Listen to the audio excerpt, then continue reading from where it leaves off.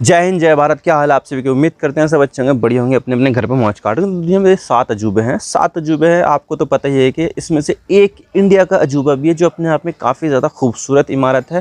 ताजमहल है और अपने पूरी जो देखने में अच्छा लगता है ना, वो 7 अजूबों में सबसे ज़्यादा खूबसूरत कोई सी इमारत है वो है यहाँ पर ताजमहल। लेकिन इसके अलावा भी यहाँ पर जो इमारतें हैं उसको भी यहाँ पर 7 वंडर्स कहा गया है। जैसे कि मैं आपको बता दूँ, ग्रेट वॉल ऑफ चाइना में मौजूद है। चीन की दीवार दुनिया में सबसे लंबी दीवार है। इसके अलावा यहाँ पर है रोम का कोलोसियम जो एक एंशंट स्टेडियम है। इसके अलावा जॉर्डन का जो पेट्रा है, जो पहाड़ों को काट कर महलनुमा आकृति बनाई गई है, वो कितने हो गए? 4 हो गई है। इसके अलावा क्रिस द रिडीमर है, वो है ब्राज़ील में रियो डी जनेरो शहर में, 5 हो गए। इसके अलावा यहाँ पर चिचेन इट्ज़ा मैक्सिको में एक पिरामिड है, बहुत ही ज़्यादा देखने में यहाँ पर एक बहुत ही वेल प्रिजर्व्ड पिरामिड लगता है। लेकिन इसके अलावा यहाँ पर पेरू का माचू पिचू भी है, जो मतलब कि एक रूइंड है ना इनका सिविलाइजेशन की, वो यहाँ पर जो है ना उसको भी 7 वंडर कहा जाता है। लेकिन इसमें जो माचू पिचू है वो अपना स्टेटस जो है ना 7 वंडर के अंदर में लूज़ करता हुआ जा रहा है। ये मैं नहीं कह रहा, बल्कि जो न्यू 7 वंडर्स की कंपनी है जो इस तरह की जो रैंकिंग निकालती है कि भाई कौन कौन यहाँ पर 7 वंडर में शामिल है, उसने यहाँ पर ये सब कहा है कि ये जो माचू पिचू है ना वो अपनी 7 वंडर्स की जो रैंकिंग है ना उसको लूज़ कर सकती है। अब इसमें के पीछे कई सारी वजह बताई जा रही है जिसको हम यहाँ पर एक एक करके डिस्कस करेंगे। लेकिन यहाँ पर ये मसला ये है कि एक जो है एक मतलब 7 वंडर्स में से एक आती है, वो अपना स्टेटस कैसे लूज़ कर सकती है। इनफैक्ट वो तो एक यूनेस्को वर्ल्ड हेरिटेज साइट भी है, यानी कि यहाँ पर जैसी वो बनी हुई है वैसी उसको प्रिजर्व करके रखा जाएगा। उसमें यहाँ पर किसी भी तरह का कुछ भी चेंज नहीं किया जा सकता।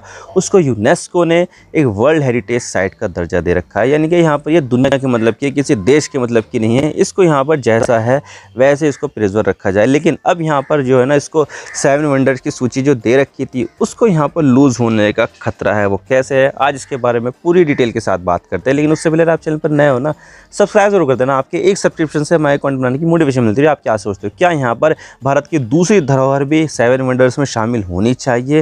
ये जो ताजमहल है वही रहना चाहिए? कमेंट सेक्शन में जरूर बताइएगा। तो चलो शुरू कर दो। माचू पिचू एक जो है ना सभ्यता की, एक समझ लीजिए कि एक शहर की तरह आप मान सकते हैं कि एक सभ्यता का एक शहर। जैसे कि सिंधु नदी के आसपास जो है ना सभ्यता विकसित हुई, तो उसमें मोहनजोदाड़ो, हड़प्पा, लोथल और कई सारे दूसरे शहर थे ना। ठीक इसी तरह से एक इंका सभ्यता जी जो यहाँ पर जो नॉर्दर्न साउथ अमेरिका आइलैंड, महा आइलैंड है, जो कह सकते हैं, क्या बोलते हैं उसको, हाँ, तो उसमें यहाँ पर जो है ना पैदा हुई, जो पेरू वगैरह है, कोलंबिया, इसके अलावा वेनेजुएला के आसपास एक सभ्यता थी। इनका सभ्यता बोलते हैं, इनका सभ्यता है। जैसे कि कई सारे देशों में कई सारी सभ्यता हुई है। इंडिया में सिंधु नदी की सभ्यता हुई है, मिस्र में मिस्र की सभ्यता, मेसोपोटामिया, बेबीलोन, कई सारी सभ्यताएं हुई हैं, चाइना की सभ्यता हुई है। ठीक इसी तरह से जो लैटिन अमेरिका है उसमें इनका सभ्यता भी हुई है। एक और सभ्यता हुई है माया सभ्यता।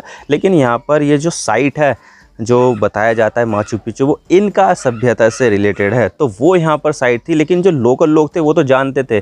लेकिन यहाँ पर 1911 में येल यूनिवर्सिटी, जो अमेरिका की प्रेस्टीजियस यूनिवर्सिटीज़ है, उसके प्रोफेसर हाइरम जो है ना उन्होंने विज़िट किया और देखा कि मैं देख तो लूँ यहाँ पर ये जो साइट है वो कैसी साइट है। तो उनको यहाँ पर बहुत ज़्यादा अट्रैक्टिव लगी कि यार ये तो जो है ना पहाड़ के ऊपर बनाया हुआ एक शहर जैसा है, एक महल जैसा है। तो उनको यहाँ पर बहुत अच्छा लगा। फिर उसके बाद दुनिया को इसके बारे में पता चला और लास्ट में आके 1983 में 1983 में इसको वर्ल्ड हेरिटेज साइट का दर्जा दे दिया गया। और आज के डेट में हर साल 1.5 मिलियन यानी कि 15 लाख टूरिस्ट इस साइट को विज़िट करते हैं। यानी कि दिन का 5000 जो इंटरनेशनल टूरिस्ट है ना वो यहाँ पर इस साइट को विज़िट करते हैं। यानी कि यहाँ पर अपने आप में सबसे बड़ा टूरिस्ट अट्रैक्शन है पेरू का। पेरू में और ज़्यादा टूरिज़्म अगर कहीं पर होता है तो वो माचू पिचू में ही होता है, क्योंकि एक तो इसका वर्ल्ड हेरिटेज साइट का जो स्टेटस है उसकी वजह से, और 7 वंडर्स में भी शामिल है। अब 7 वंडर्स का जो खिताब है वो 2007 में इसको दिया गया था। इसके ऊपर जो है ना एक वोटिंग हुई थी, न्यू 7 वंडर्स नाम की एक कंपनी थी, उसने यहाँ पर वोटिंग कराई थी, जिसको 100 मिलियन से भी ज़्यादा वोट मिले थे, यानी कि 10 करोड़ से भी ज़्यादा वोट इसको मिले थे। और उसके बाद यहाँ पर इसको 7 वंडर्स में शामिल कर लिया गया और अभी तक भी यहाँ पर वो 7 वंडर्स में शामिल है। लेकिन अब यहाँ पर लगता है कि इसको 7 वंडर्स में से निकाल दिया जाएगा, क्योंकि बहुत सारी ऐसी चीज़ें हुई है जिससे यहाँ पर इसकी जो रेपुटेशन है वो यहाँ पर कहीं ना कहीं डाउनग्रेड हुई है। अब इसके बारे में बात कर लेते हैं कि क्या क्या हुआ है। अब देखिए कई सारे जो इशू है वो यहाँ पर ये जो साइट है वो फेस कर रही है। सबसे बड़ा है यहाँ पर ओवर टूरिज़्म। अब देखिए ओवर टूरिज़्म जो है ना, देखिए टूरिज़्म अच्छी बात होती है, लेकिन जब यहाँ पर ओवर हो जाए तो वो यहाँ पर दिक्कत पैदा करता है। जैसे कि यहाँ पर माचू पिचू में है, माचू पिचू एक पहाड़ी पर साइट अवेलेबल है जो 7000 फीट से भी ज़्यादा ऊँची साइट है। अब देखिए ये जो इतनी ऊँची साइट है उसके बनाने के लिए रास्ता जो है वो तो छोटा ही है भाई। पहाड़ों पर हम चौड़े रास्ते तो बना नहीं सकते ना, छोटे रास्ते बना सकते हैं और उसमें यहाँ पर लिमिटेड अमाउंट में यहाँ पर हम टूरिस्ट जो है ना भेज सकते हैं। लेकिन यहाँ पर इतने ज़्यादा टूरिस्ट आते हैं कि समस्या यहाँ पर ओवर टूरिज़्म की हो गई है और बहुत ज़्यादा टूरिस्ट यहाँ पर आते हैं, जिससे यहाँ पर जो साइट है वो क्राउडेड हो गई है भाई यहाँ पर। और इसके अलावा जब इतने ज़्यादा टूरिस्ट आ रहे हैं वो अपने पीछे यहाँ पर छोड़ के जा रहे हैं वेस्ट भाई, पन्नियाँ, प्लास्टिक और बहुत सारे दूसरी गंदगी यहाँ पर वो करके जा रहे हैं, जिससे यहाँ पर कहीं ना कहीं एनवायरमेंटल पर इफेक्ट काफ़ी ज़्यादा पड़ रहा है।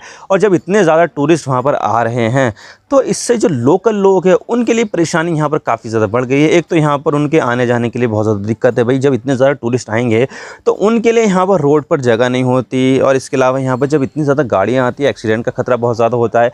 अब जब बाहर देशों से जब इतने ज़्यादा टूरिस्ट आते हैं तो अपने साथ पैसा लेकर आते हैं भाई। वो ऐसे तो नहीं आएंगे खाली हाथ भाई, पैसे लेकर आएंगे और यहाँ पर अपनी सहूलियत के हिसाब से वो पैसा खर्च करेंगे, जिससे क्या हो रहा है कि वहाँ पर कॉस्ट बहुत ज़्यादा बढ़ गई, लिविंग कॉस्ट के भाई। सामान जो पहले 100 रुपये का मिलना चाहिए था वो अब 200 का मिल रहा है, क्योंकि टूरिस्ट यहाँ पर वो 200 रुपये भी पे कर देंगे। लेकिन जो लोकल लोग हैं उनकी आमदनी का सोर्स तो वही है ना, जो 100 रुपये पहले था वही अभी भी है। तो उनके लिए जो कॉस्ट है वो यहाँ पर काफ़ी ज़्यादा बढ़ गई है और इससे कहीं ना कहीं यहाँ पर जो लोग हैं वो फ्रस्ट्रेट हो गए हैं कि यार ये क्या हो रहा है हमारे साथ भाई। ये जो माचू पिचू तो ठीक है, टूरिज़्म हो रहा है, बढ़िया है, हमें कुछ रोज़गार मिल रहा है, लेकिन यहाँ पर हमारे लिए दिक्कत भी तो पैदा हो रही है।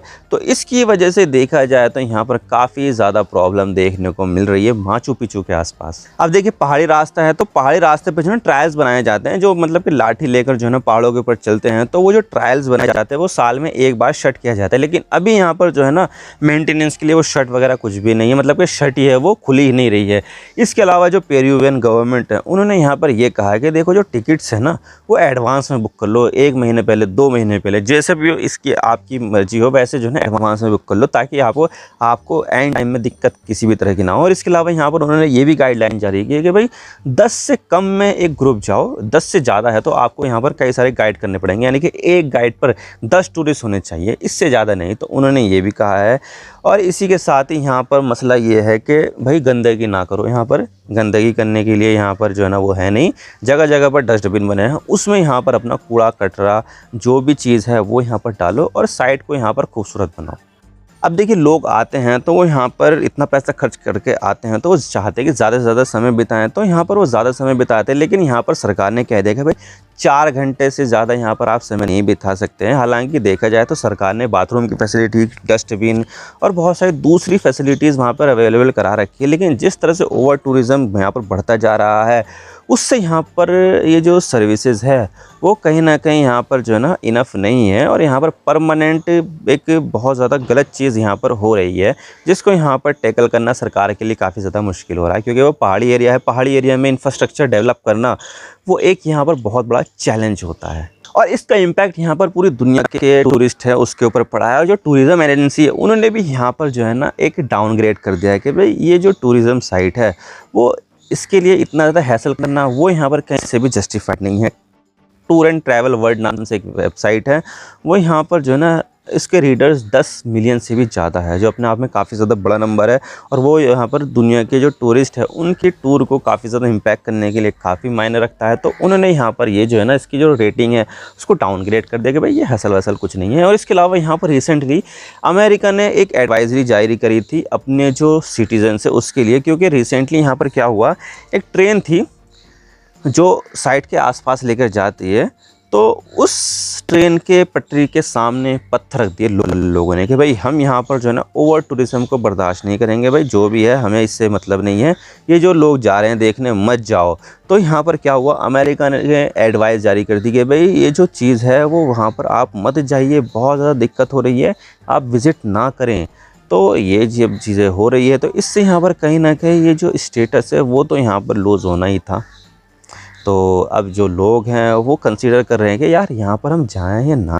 और इन सब चीज़ों से यहाँ पर काफ़ी ज़्यादा प्रॉब्लम हो रही है और लोकल लोग जो है ना काफ़ी ज़्यादा प्रोटेस्ट भी कर रहे हैं। और इसी के अलावा ये जो न्यूज़ 7 वंडर्स है ना, एक ये जो वेबसाइट है वो स्विट्ज़रलैंड बेस्ड है जो रेटिंग वगैरह जारी करती है, तो उन्होंने भी यहाँ पर ये कहा कि अगर लोकल प्रोटेस्ट बहुत ज़्यादा इंटेंसिफाई हो गया तो भाई माचू पिच्चू को हम 7 वंडर्स में से निकाल भी सकते हैं। और अगर इसमें से यहाँ पर निकल गया तो पेरू की जो वो है ना, क्या बोलते हैं, इज्जत, वो चली जाएगी। और एक टूरिस्ट अट्रैक्शन जो था उससे कहीं ना कहीं वो हाथ धो बैठेगा, जिसकी वजह से वहाँ पर 1.5 मिलियन लोग आ रहे थे ना टूरिस्ट, जिससे उनकी इकोनॉमी को काफ़ी ज़्यादा फ़ायदा होता है, वो यहाँ पर ड्रॉप होकर 1 मिलियन भी हो सकते हैं, आधे मिलियन भी हो सकते हैं, इनफैक्ट यहाँ पर 1-आध लाख ही टूरिस्ट हो सकते हैं। तो इससे यहाँ पर इकोनॉमी के ऊपर काफ़ी ज़्यादा फ़र्क पड़ेगा। और इसके अलावा यहाँ पर अमेरिका ने एडवाइजरी जो जारी की थी उसमें क्राइम रेट को भी बहुत ज़्यादा बोला गया था। पेरू में बहुत ज़्यादा क्राइम होता है, साउथ अमेरिका के जो ज़्यादातर देश है वहाँ पर क्राइम रेट बहुत ज़्यादा है। तो क्राइम को लेकर भी अमेरिका ने अपने सिटीजन्स को एडवाइस जारी की थी कि भाई जो भी चीज़ है अपने क्राइम देख कर यहाँ पर विज़िट करना, क्राइम वहाँ पर बहुत ज़्यादा हो रहा है।